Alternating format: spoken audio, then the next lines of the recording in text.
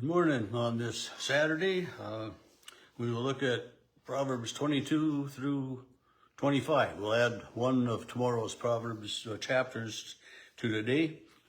Tomorrow morning, 9 o'clock, of course, be live with worship from Mabel in Sutton, and you're welcome to join us in Sutton at 9 or at Our Savior's in McHenry at 10:30 for worship. As we look at these Proverbs today, these four chapters, chapter 22 starts, a good name is to be chosen rather than great riches, and favor is better than silver and gold. Having a good name is important, and to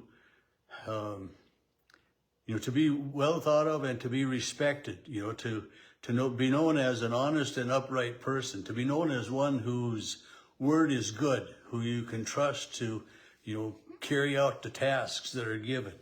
To have a good name is, and we all know people that have a good name, a good reputation, and we all know people that are the opposite. And, people can change. They can, from either way, from someone with a good reputation, you can go bad, and someone with a bad or a negative, they can change. And this is one of the blessings of being a human being, is that, we can adapt and we can change, and God helps bring about good changes in us. That's for sure. Verse 2, the rich and the poor have this in common: the Lord is maker of them all. And chapter 29, verse 13 of Proverbs says this: the poor and the oppressor have this in common: the Lord gives light to the eyes of both. So it doesn't matter, rich or poor, whatever. The Lord has oversight. The Lord knows who we are. Verse 3, the clever see danger and hide, but the simple go on, and suffer for it. There's just, so many good things to, to think about. Verse 6, train children in the right way, and when old, they will not stray. And I think about that, in regard to our kids and faith and trust in God. We bring our children to the font of baptism, to be baptized in our faith. And as parents and sponsors in church, we promise to bring that child to worship, to teach them the Lord's Prayer, the Ten Commandments, the Apostles' Creed, to put a Bible in their hands, to teach them scriptures. And this is, to train children in the right way. And so we begin at the waters of baptism. And, and then at an age of, when they get to be 12, 13, whatever, 7th, 8th, 9th grade, we have a class called confirmation, where they affirm their own faith. And on that day of confirmation, that's what they do. They say yes to those same promises that parents and sponsors said as they were baptized. So, and part of, we as church, we provide Bible, Sunday school, and those things to train the children in faith, so that they know about God. They know who God is, and they know they can trust God. So it's, teaching them. And it's the same with, going to regular school, or teaching them how to live, how to tie their shoes, we teach the children so that they know the proper ways to do things and proper ways of living.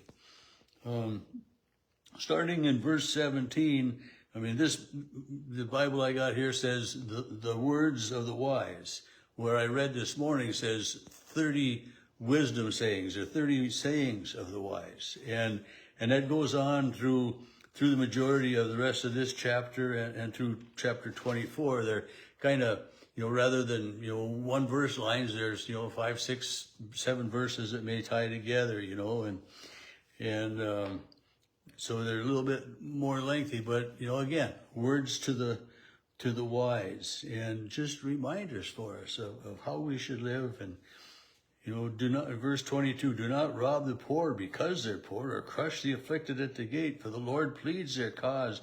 And this was one of the things, is that, we are to be aware of the needs of the poor and the needy, the widow and the orphan, and, those who are, disadvantaged in whatever way. I don't know if I should say disadvantaged, but those who might need a little bit of help. And, there are many. There are many that way. Verse 28, do not remove the ancient landmark that your ancestors set up, is very much like chapter 23, verse 10. Do not remove the ancient landmark or encroach upon the fields of orphans. So do not remove the ancient landmark. And, know where the boundaries are. If you're farming, know where the boundary of your land is. Don't try to take an extra foot or 2 or 10 of your neighbor's field. Don't try to, expand your territory at a cost, to risk of someone else. But, the landmarks your ancestors set up, it's, as the Israelites crossed the Red Sea, they got across and they built an altar. And there were other altars and places that were built and set up as memorials for God's leading and guiding. And so it's to remember those landmarks, those main, big events in life that way.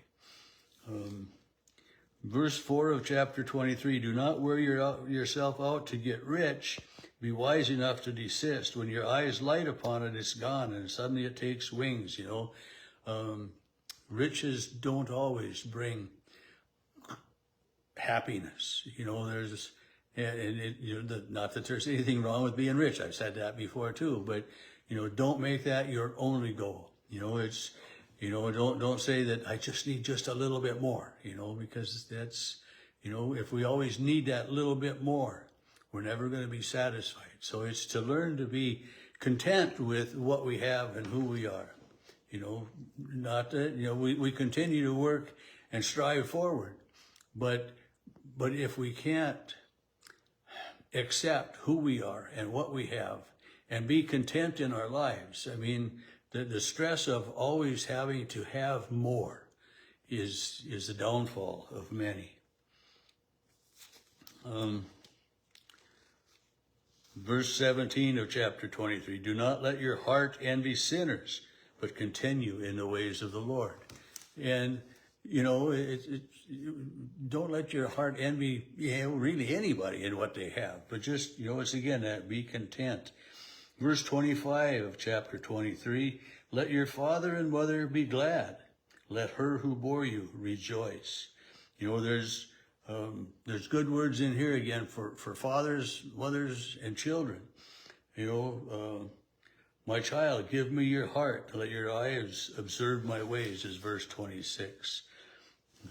It's just there's so many good things to think about in these chapters. And then again, chapter 24, verse 1, do not envy the wicked, nor desire to be with them, for their minds devise violence and their lips talk of mischief. Kind of like that, don't envy sinners, and that I just read from verse 17 of the previous chapter. Do not let your heart envy sinners, do not envy the wicked. Wicked, sinners, kind of the same group of people, I would think. Chapter 24, verse 3, by wisdom a house is built, and by understanding it is established. And I'm probably not going to see it right now, but there was another one in here that I remember reading this morning earlier. I'm not going to see it, I'm sure, right now, but